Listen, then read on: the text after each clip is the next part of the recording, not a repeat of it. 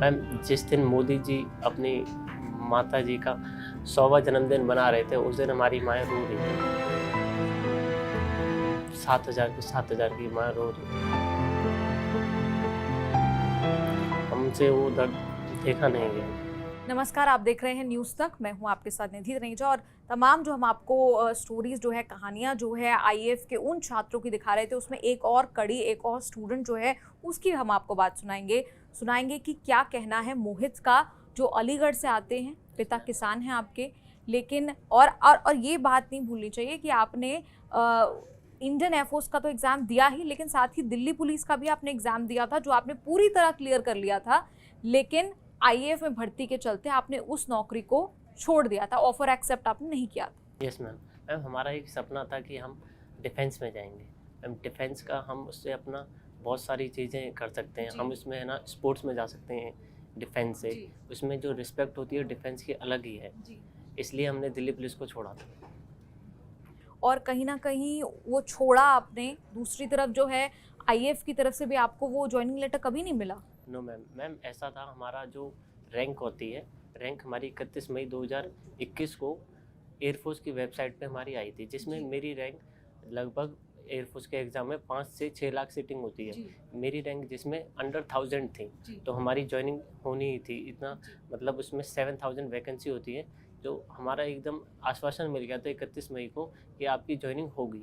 लेकिन 31 मई से आज 22 जून तक हमें 9 नोटिस मिले हुए हैं, जिसमें लिखा हुआ है आपकी जो एनरोलमेंट है due to administrative reason delay है, आप वेबसाइट चेक करते रहिए। ये लास्ट नोटिस हमें 31 मई को मिला था और 14 जून को कैंसिल का AOP sir SK Jha sir ने बोला। और जब अग्निपथ की बात आई तब अग्निपथ की उन्होंने बोला कि है ना मेडिकल इशू के कारण हम इनकी भर्ती कैंसिल करते हैं। तो हम ये पूछना चाहते हैं 31 मई तक हमारा ऐसा क्या हुआ 14 दिन में, जो हमारा 14 दिन में हमारा मेडिकल इशू आ गया। ये चीज़ 31 मई को जब नोटिस दिया था कि आपकी जो एनरोलमेंट डिले है एडमिनिस्ट्रेटिव रीजन के कारण डिले है। ये आप इस साल की बात बता रहे हैं? जो आप 31 जून की बात बता रहे हैं? 31 मई 2022 को। 31 मई। Yes ma'am. 31 ये कहा गया कि एडमिनिस्ट्रेटिव रीजंस की वजह से डिले है आपकी लिस्ट। 31 मई 2022 को बताया गया और 14 जून को रीज़न दिया गया कि आपका मेडिकल की वजह से आपकी जो एनरोलमेंट है वो कैंसिल की जाती है। क्योंकि लेकिन मेडिकल तो आप क्लियर कर चुके थे। यस मैम, कर चुके थे। उसके बावजूद भी ये बोला जाता है कि तुम्हारा मेडिकल लिए हमें 1 साल हो गया है, तो इसलिए आपकी जो एनरोलमेंट है वो कैंसिल करते हैं। तो इसमें भी ऐसा एक और है, जब हमारी ज्वाइनिंग होती है ना, तो दोबारा मेडिकल होता है ज्वाइनिंग के टाइम पे। उसका मुझे कोई लगता नहीं कोई वैलिड रीज़न दिया है गवर्नमेंट ने।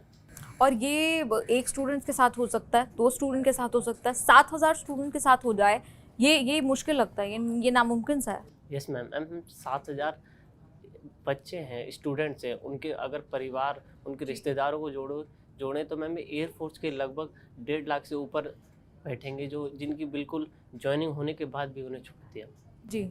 और आप बात करें कि ज्वाइनिंग लेटर जो आपके हाथ में कभी नहीं आया, आपके तो सपने टूटे ही, लेकिन माता पिता को कैसा लगा उस वक्त? मैम, जिस दिन मोदी जी अपनी माता जी का 100वां जन्मदिन मना रहे थे, उस दिन हमारी माएँ रो रही थी। 7,000 की माँ रो रही थी। हमसे वो दर्द देखा नहीं गया। अगर हम कहें कि हम समझ सकते हैं तो गलत होगा। आपकी जगह पर रहकर आपकी कहानी आप ही समझ सकते हैं। और उम्मीद करते हैं कि आपके माध्यम से आज आपकी कहानी सरकार ज़रूर समझे। और जैसा आपने कहा 7000 सिर्फ स्टूडेंट्स नहीं, सिर्फ एस्पिरेंट्स नहीं, 7000 वो परिवार, उनकी माएँ जो कहीं ना कहीं ये इंतज़ार कर रही थी कि इन सभी मेरे बेटे का जो है वो ज्वाइनिंग लेटर जल्द से जल्द आ जाए और वो फ़ौज में जल्द से भर्ती हो जाए। उम्मीद करते हैं इन तमाम कहानियों की मदद से कहीं ना कहीं संघर्ष जो इन छात्रों ने जिया है, उनके परिवारों ने, इनके जो तमाम, जैसे मोहित कह रहे थे कि ये माएँ जो हैं वो इंतज़ार कर रही थी कि इनका ज्वाइनिंग लेटर हाथ में आए, लेकिन वो नहीं आया। इंतज़ार अब भी जारी है। क्या करेगी सरकार, इसका इंतज़ार ये सभी छात्र कर रहे हैं।